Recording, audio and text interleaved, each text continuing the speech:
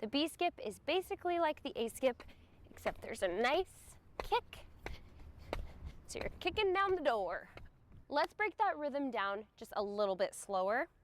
First, we're going to have our knee up because I just think it's easier to hop first with its up.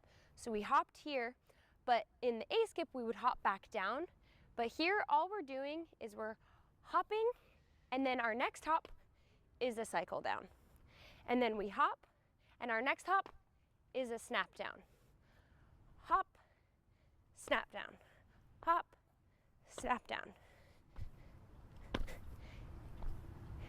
It seems really easy, and then you try it and you're like, I don't get it. But just keep remembering that rhythm, okay? Because if you remember that it's always about hopping, it's always about keeping that rhythm, just hopping.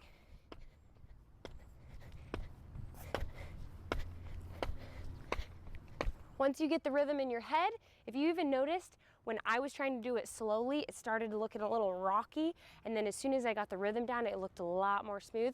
It's gonna be just like that for you. I'm really just breaking this down so you can understand the movement better. And the hands are very similar to the A skip as well. The hands in the A skip are just up, opposite knee. It's very similar, but they're just a smidge more aggressive. So then they come here.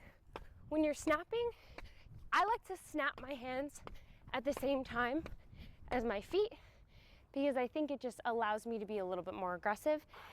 This is mainly because when we run, we do a slight cyclical motion when we're running, and we also want to get a negative foot strike when we run.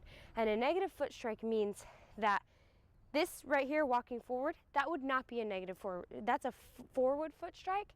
A negative foot strike is when our hips are coming over top of our feet, and so we're getting a nice negative foot. Do you see how it kind of propels me forward?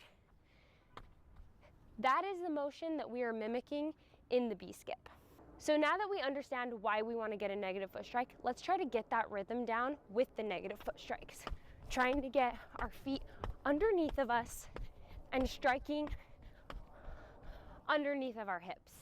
Now that we understand how we apply the negative foot strike, we can be a little bit more aggressive, but we have to remember to keep our hips aligned because we can kick as much as we want. And if we're in like a weird spot, it's gonna look weird, it's not gonna look athletic, and it's not gonna be conducive to our running mechanics. So make sure that our hips are nice and tall. And so when we're hitting the negative foot strike, we're really using it. And it's as if we're getting ready to run a really fast race.